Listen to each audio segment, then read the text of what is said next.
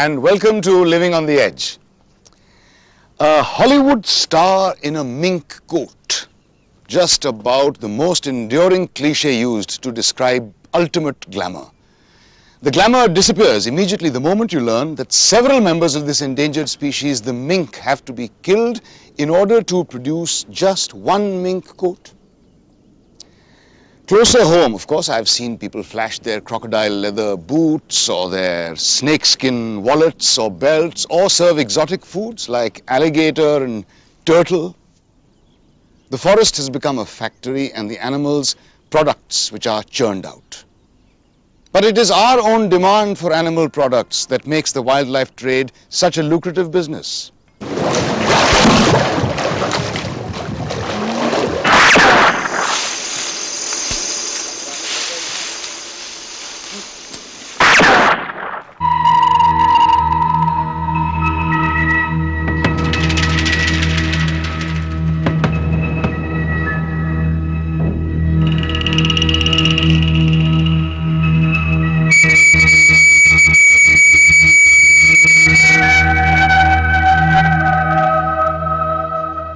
As a child, almost every house I visited contained an animal trophy of some sort. Ivory tusks, sambar's head mounted on the wall, tiger skin. I used to be terribly impressed because it meant that the owner of the house was a great shikari. The world, however, has changed since then, and so have I. I now associate an animal trophy only with the death of the animal, not with anyone's hunting prowess. In India, all trade in animal parts is banned. However, as they say, there is many a slip between the cup and the lip. We visit Orissa to investigate just how effective all these laws are.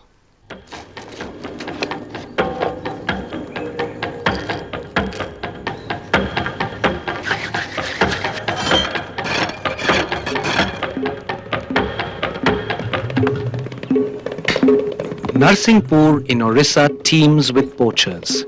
They hunt in gangs. First, the tusker is isolated from the herd. Then it's chased deep into the jungle and shot. The poachers use ancient muzzle-loading guns, so they choose the softest and most vulnerable parts of the elephant, its head and the ears. Finally, they bring down the animal by shooting its legs.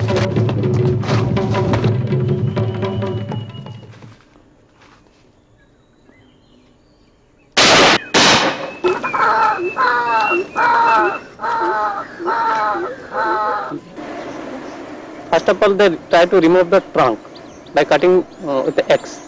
Once it is cut, they will put acid into that cut portion and they will clean it. Then they will cut the tusk from the base portion of the tusk. This tusker was shot 5 times by the poachers, twice in the head, once in the ear and twice in the legs. It struggled for nearly 10 kilometers before finally meeting its end. Forest guards took nearly 4 days to detect its death.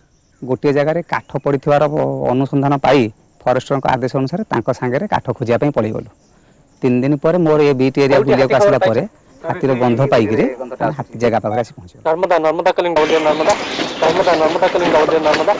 It's nearly 3 months since the elephant died. Not a single poacher has been arrested. Instead, forest guards have been issued show cause notices and could even be suspended. After all, somebody must be held responsible. Such harsh punishment has led to some of them concealing evidence.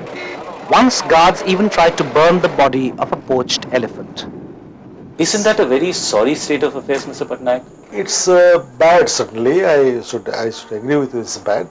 But such things do happen when somebody wants to save his skin. The Forest Department in Orissa has no information gathering system regarding to poaching of elephants. I'm sorry, you have been only one-sided. All the time you are only blaming the Forest Department. This is not the correct perspective. You should. Do you have an intelligence gathering system? Yes, we have intelligence gathering system. Is it working properly? Yes, it is working. Then why haven't you been able to detect or prevent a single case of poaching? You see, there is intelligence gathering system for all assassination of Mission Indira Gandhi, but she was killed. Yeah, every system has got its chinks and loopholes. Our inquiries reveal that one of the poachers involved in the recent massacre could be in the vicinity. At our request, a raiding party assembled. Okay, chalo. We moved in the cover of darkness. The idea was to encircle the house and block the exits. We were to receive a signal to switch on our camera lights as soon as the operation began. The signal never came. When we did switch on our lights, a man had already been apprehended. No one knew who he was. Just as he was being caught, someone dashed into the darkness from a side door. Hey, he's running there! He's running there! He's running there! Let's go! Run! The person whom we caught turned out to be the poacher's cousin. In raids such as these, officers face great legal hurdles. Apparently, they can't barge into a house even if they suspect a poacher is inside. If they will not open it, we cannot do anything. Unless we have the magistrate with us. We cannot break open the house and enter. And most of the time, they are outnumbered by hostile villagers. We are beating a hasty retreat because the villagers have spotted us. They could be not.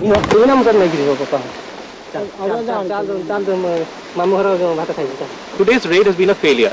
I saw the accused poacher Kalia exiting through a side door. The forest officials had committed the fatal mistake of congregating near the main door. They didn't see him escape and they were unable to catch up with him. You should be more cautious. None of the men were physically fit for the rigors of a raid, and we were told that most of them cannot file an accurate FIR. This gives the poacher an edge if he is dragged to court. Well, that's a fact of life, you have to accept that because, most of the people aged, they have been recruited long back. You can't sack them or you can't remove them. Do you think forest officials are trained enough to tackle poaching? No. Perhaps Mr. Rath isn't aware of the scale of the challenge forest guards face. They have no weapons. They patrol on foot.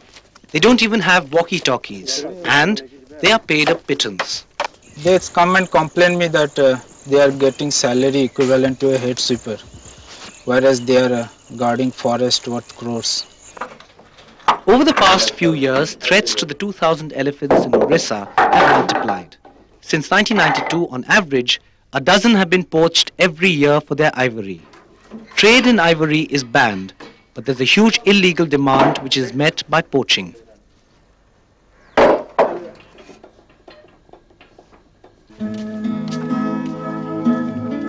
Each forest guard patrols 15 square kilometers of forest. Apart from protecting wildlife, he is also expected to check illegal felling and transportation of trees. As far as timber smuggling goes, he is able to do little more than estimate the girth of missing logs. In Narsinghpur, forest guards are a demoralized lot, lacking motivation and courage to fight poachers. Is anyone listening?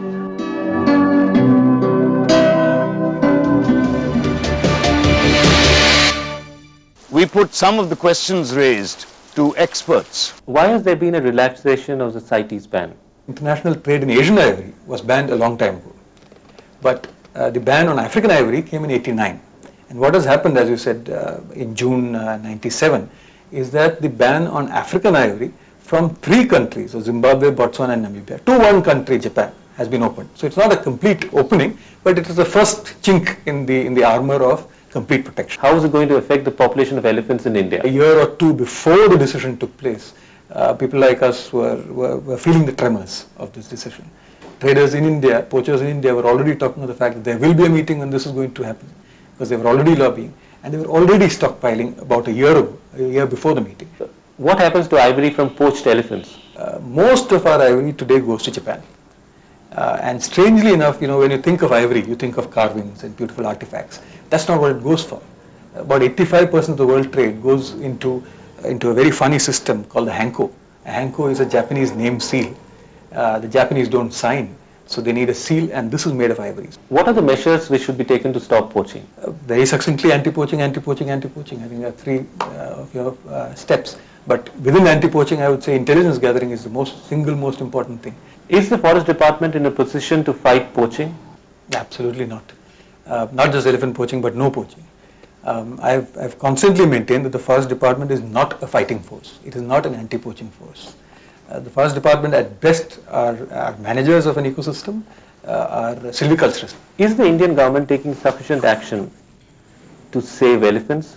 You know that the centre cannot really control protection in the state, protection of wildlife and forests being a state subject. So each state then has to implement these policies of Project Elephant. At best, Project Elephant can fund, can direct external funds, can set the policy tone, and then advise states, or maybe sort of coerce states to go in a certain way. I can't see Project Elephant. Now, can it advise, persuade, or coerce? I think all three in areas. Has it ever been able to coerce any state into taking any action?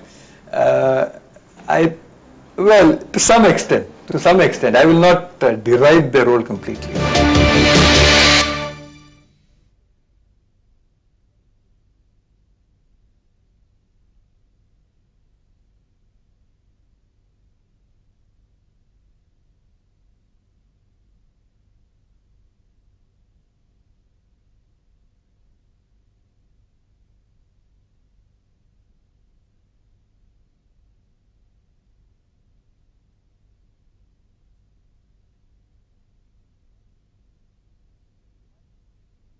Things might look bleak for the elephant in Orissa, but then similar predictions of doom were made regarding the tiger in Ranthambore.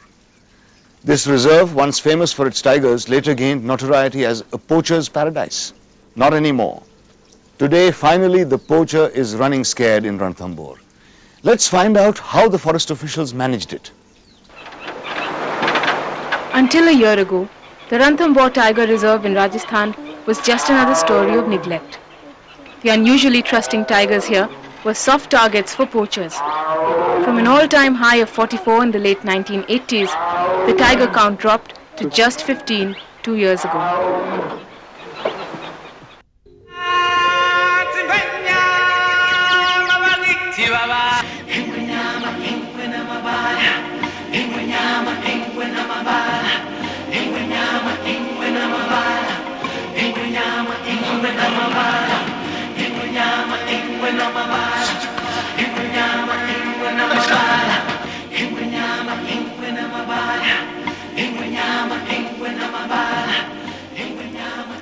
Amazingly today, the Ranthambore tiger is said to be out of bounds of the poacher. The tiger population is around 30 and is rising. This is a miraculous recovery. How did it happen? Vishwanath Reddy is such an unassuming person that it is hard to believe he catalyzed this turnaround. He took charge of Ranthambore as Deputy Field Director a year ago. Since then, the tiger can breathe easier.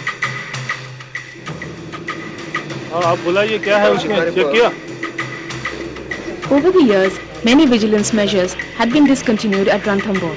Night patrols were infrequent and anyone could walk into the park with ease. Since Reddy has taken charge, night patrolling is done with a vengeance. Forest officials monitor outsiders like hawks. It follows that poaching, once considered inevitable, is today rare.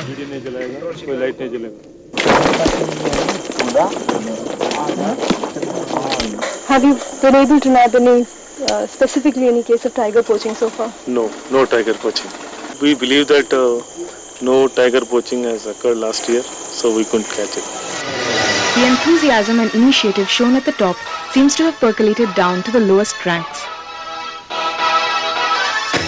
हम flying में हमें 24 घंटा चौकन्ना रहना पड़ता है। क्या मालूम कब मैसेज चौकन्ना रहने के बाद हमें जो है रात को भी सपना आ जाता है अचानक कि ग्रेजिंग हो रही है, चराई हो रही है, टोकरियां बज रही है, सपना आके अचानक गश्त के लिए तैयार हो जाते हैं। One of the hardest decisions taken in the last year has been to ban the grazing of cattle within the reserve.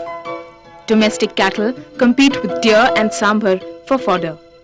As a result, the prey base declines and tigers become undernourished. Besides, the herdsmen become familiar with the terrain and with tiger movements. The information they provide is extremely valuable to poachers. The existing nexus between poachers and villagers has been turned to the advantage of the reserve. A special fund has been lying at the disposal of the Forest Office for years. Reddy utilizes this money to reward villagers who now tip him off about poaching regularly. This initiative has been so successful that forest officials have nabbed deer poachers red-handed not once but thrice in the last year. सूचना दे दो, एक आधा घंटे के अंदर हमारे इस बार तो चूकना नहीं। ठीक है सर, अगले बार जरूर देंगे, सूचना देंगे साहब आपको। ठीक है, ये पैसा रखो। ओके साहब, और काम होना। ठीक है साहब, जरूर पकड़ा देंगे साहब।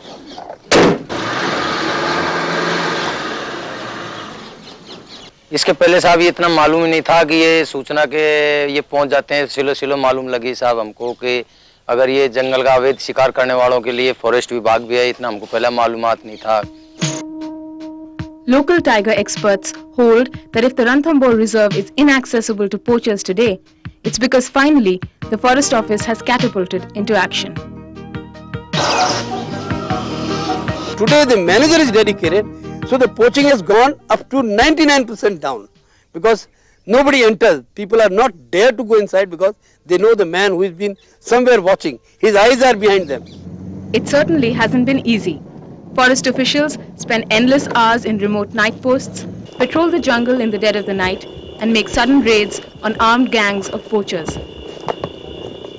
रेड के टाइम जब हम जाते हैं तो काफी खतरा रहता है। लोग बाग हमसे झगड़ा करते हैं, इवन दो उनकी लेडीज भी हमसे फाइट करती हैं। कई बार हमको जैसे पकड़ लेते हैं और लठबाजी करती हैं, पत्थर फेंकती है।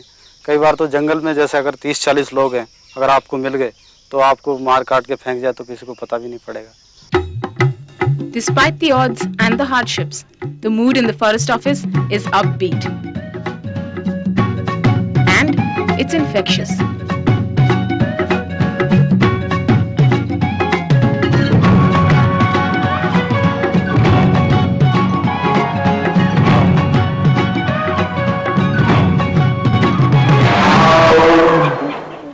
The tigers in Ranthambore can breathe easier now.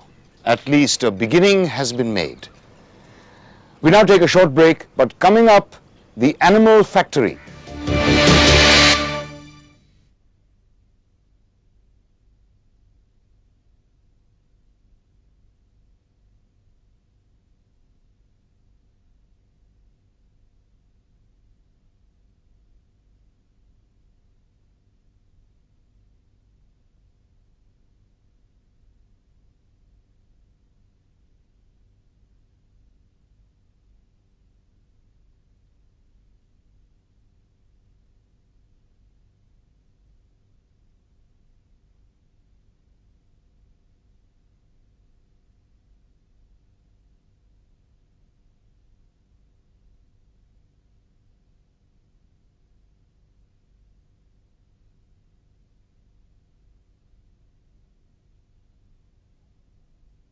Imagine this, exotic animals like crocodiles, ostriches, kangaroos being bred on farms to cater to the demand for meat and skins.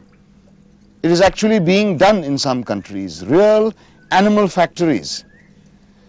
All over the world, the greatest threat to animals is the demand for animal products. What does this spell for creatures in the wild?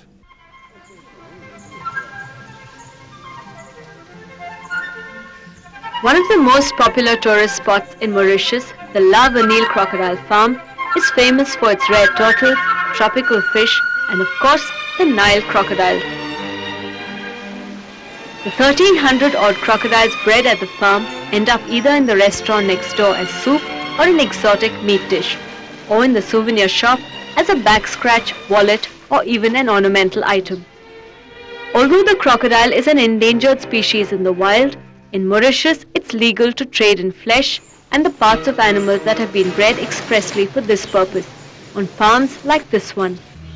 In India, that isn't allowed, which means if you're offered a genuine tiger skin rug, a snake skin wallet, or even crocodile soup, it's illegal, and you're buying or consuming it at your own risk.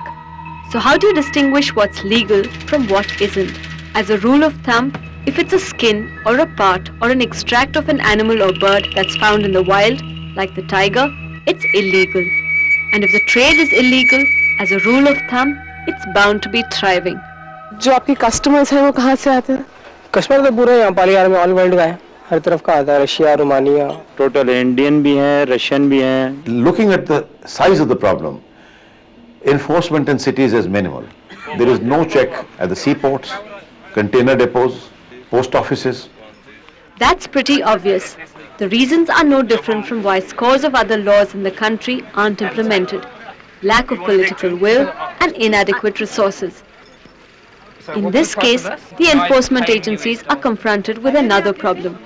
For every illegal wildlife product floating around in the market, there are a large number of fakes.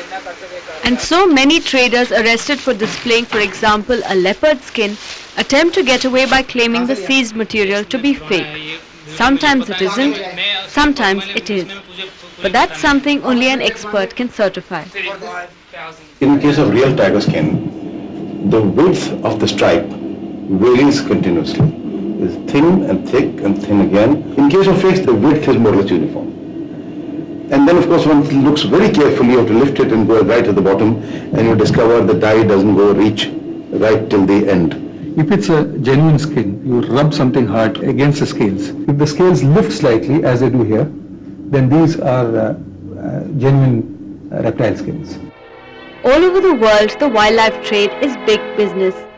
Some experts estimate it to be in the region of $6 to $10 billion annually. From being aphrodisiacs to cures for a number of ailments, the demand for wildlife products seems to be ever increasing. Tigers and rhinos are the two most endangered mammals on Earth. In the Far East, an ounce of rhino horn is worth more than an ounce of gold. An ounce of crushed tiger bones is only a little less valuable. That makes it easier to understand why our wildlife is disappearing at an alarming rate. In economic terms, it's pretty simple. Where there is a demand, there's bound to be supply. The solution then is to extend beyond the mere implementation of laws. It's a demand that must be killed. A small step in that direction is to consciously avoid buying wildlife products, even if the product you plan to buy is a fake. Every time a species disappears, it weakens the very foundations of life on Earth. We can all contribute our share by taking a stand against the use of wildlife products.